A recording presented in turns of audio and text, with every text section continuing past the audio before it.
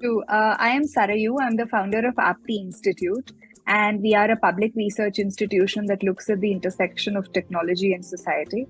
Our work has been both in thinking about questions around technology offline, which is we look at questions of inclusion, access, and governance, as well as looking at questions around technology online in terms of data sharing, intermediation, safety, etc. So there's quite a bit of work that we do, but our primary interest is in understanding technology with the view of thinking about more just and equitable systems and processes. My own journey with respect to getting into this domain has been pretty interesting. I started my career as a consultant, but then decided to be an academic at some point of time.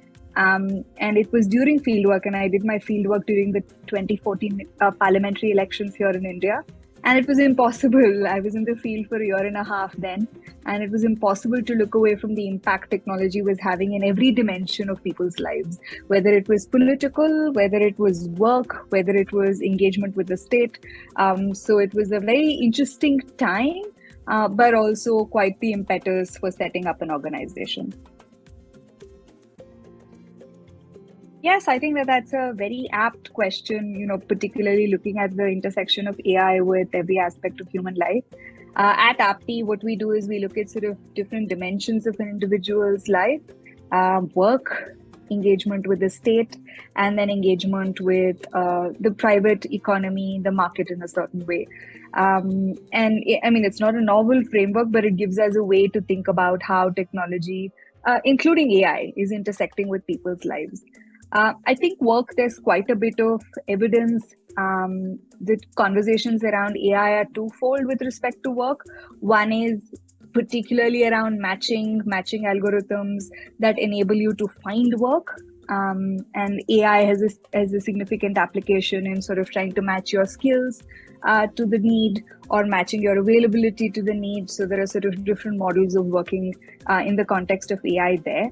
The other dimension of work is also that very many aspects of work that was formerly done by humans are now being done by machines. So they're also a form of an autonomous sort of system, and can be classified within AI. So AI and robotics are sort of branch of questions. So both these aspects of work are being affected by AI. Similarly, in terms of engagement with markets, the algorithm dictates very many things that we do in our private and in our engagement with the markets, whether it's in the consumption of products and services, whether it's in the consumption of content and material. The algorithm is very significant. So there are sort of different ways in which our lives intersect with AI in the context of the private market. I think the state is, like I said, a little bit complicated in terms of the role of AI. I think also, if you look at trajectories of AI deployment and use, the state is, I mean, it's, one could say, a little bit behind, but more in terms of using it as a sort of instrument of the state in and of itself. And that's because it's subject to various checks and balances, like the parliamentary process, the judicial process, the need to have legislative backing to adopt certain types of, technological implements in its work. So, I mean, of course, it's a very broad way of saying that the state has many more impediments to using and doing certain things than do private businesses and entities. Now, having said that, there are a couple of broad areas of application with respect to the state that one might want to consider.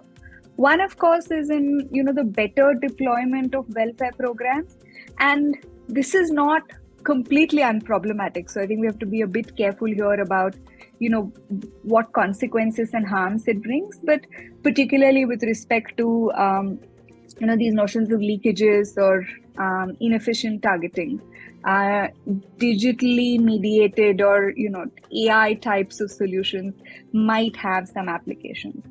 Similarly, again, with respect to tax avoidance, what AI technology can very effectively do is spot patterns and highlight areas that human intervention may then sort of decide to prosecute or investigate into a little bit more. The other, of course, is with respect to judicial decision making, and that's a pretty early conversation. I think there are sort of different parameters even there as well. The most evident examples, or the ones that are most often discussed, relate to bail. But I think there are other sort of, natural language programming, NLP, more broadly speaking, can have some, impact in terms of this vast troves of information that we have. Again, particularly with respect to judicial decision making, that can better be organized and understood with technologies like this. These are just two big areas, but I think also the role of the state is very significant with respect to regulating technology and AI more broadly, and creating that balance between protection of citizens' rights and innovation from the market side. I think there are several, and I think one is, there's definitely India has a unique context in having leapfrogged very many generations of that technological transformation in a certain way. So we went from radio and television in some sense to mobile phones, like smartphones. So there's a leap in capacities to engage that come alongside it. And I think that it has many dimensions to it, which is that the elderly, for example, people who have historically not necessarily accessed technology, all experience their own barriers with respect to these new things. Like, what does it mean, for example, to be posting every aspect of your life on Instagram, for example? Even questions like, it's called media literacy, which I think is a very sort of, it's a very hierarchical term, but it's even sort of understanding and navigating what it means to say what you say on the internet. So those are kind of sort of like a population level capacity challenge around navigating it, and the contours of it sort of map out differently depending on context, depending on the type of technology involved, even understanding harm therefore. The other, I think, is a little bit more insidious, not very visible, is like the absence or the difficulties in accessing grievance redressal mechanisms. And this has to do with a very busy court system, not necessarily well-established alternative forms. This is not to say that it's entirely absent. It's not a generalizable statement, but this can vary, and like that inability to resolve the grievance might also be something that plays out in India in terms of digital rights, more broadly speaking. India is not very different from very many other parts of the world, but we have to keep in mind questions like diversity of the population, like the technological transformation or that leap, other institutions and mechanisms that sit alongside, these technologies themselves, like the, court system, other forms of dispute resolution, abilities also to navigate these things, because they often are very reliant on literacy. There's a whole lot of innovation going on around, language, voice, etc. But many of these systems are reliant on being literate and reading text to process. So I think it's a bit complicated. There was a very interesting research. I can't recall who. I think it was this researcher called Smriti Pashira and her team. But they did this thing where they got law students to read privacy policies, and were able to quantify how much law students were able to understand. And speaking as a former lawyer myself, I think looking through privacy policies and shrink-wrapped documents that come with very many technology contexts is quite hard. Absolutely. I think that it's imperative for India to have some kind of AI policy. And like I said somewhat earlier in the discussion, balancing, citizen interests, citizen rights, individual sort of liberties, more broadly speaking, against innovation to the extent that these are contradictory, needs to be addressed very quickly. I don't think they're contradictory, but sometimes there's, this very problematic view that, if you take care of human rights, then you're sort of not necessarily enabling an innovative ecosystem. So from that perspective, it's absolutely necessary. I think also it's very important to think about AI with the nuance of sectoral specific regulation, because we did this very interesting piece of work with the UNDP in India, the Business Plus Human Rights Program, and we looked at 4 sectors. Two of the big ones were health and financial services, and the way in which AI operates, market structure, market characteristics in and of itself, degrees of digitalization, all are very different, and therefore the ways in which AI impacts individuals as well is very, very different. Some sectors, for example, financial services has a sectoral regulator in India, right? The RBI. So working alongside these pre-existing institutions that have a significant role to play while having a broader enabling AI framework is very important. I think the second dimension of this is that it's very important for the government also, as well as innovators, to start building that mutual capacity in a certain way. So having that visibility into both the trajectories and concerns of regulators as well as the evolution of technology itself is a conscious process that needs to be done. Now, for this second part, I think bilateral partnerships are very, very important. We tend to think that there is something that's very country specific or exceptional about a particular context. I think there are, of course, peculiarities, but there are a lot of common concerns and sort of social trajectories that exist across the globe, and working with partners such as with Germany is very important. I think also Germany and India do have a vibrant bilateral conversation on many things, including technology and including AI. And I think that this is it's absolutely relevant to to take on these kinds of partnerships and work with them to think about AI. I think there are a few trends that are noteworthy, and I don't know if I can be exhaustive, but I'll attempt to be as detailed as possible. I think one very critical trend, moving away from AI itself, is to look at the supply chain for AI.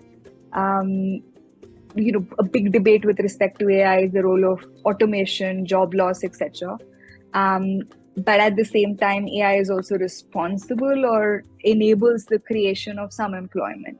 Now, what kind of employment that is, what does it mean in terms of meaning for a person who's a part of that workforce, particularly in contexts like India, this kind of assessment and, understanding a little bit more, empirically, but also from the conceptual side is very, very important.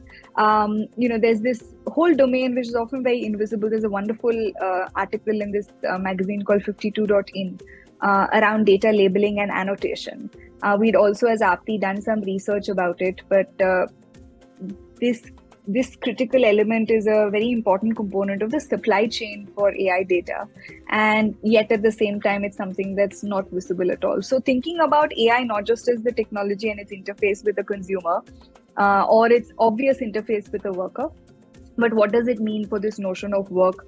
Who's getting jobs? What kind of jobs are being created? There is a geopolitical conversation here as well, because a large number of these annotation jobs, for example, are in the global south. So what does it mean from the geopolitical perspective? From the bilateral conversations perspective, what does it mean? So those are all sort of things to continue to unpack. I think second, we need to also start having a vocabulary around the impacts of AI.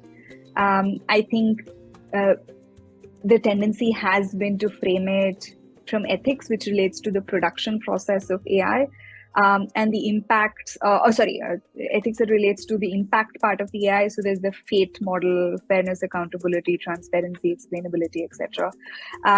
But there also needs to be a deeper consideration of the production part of it.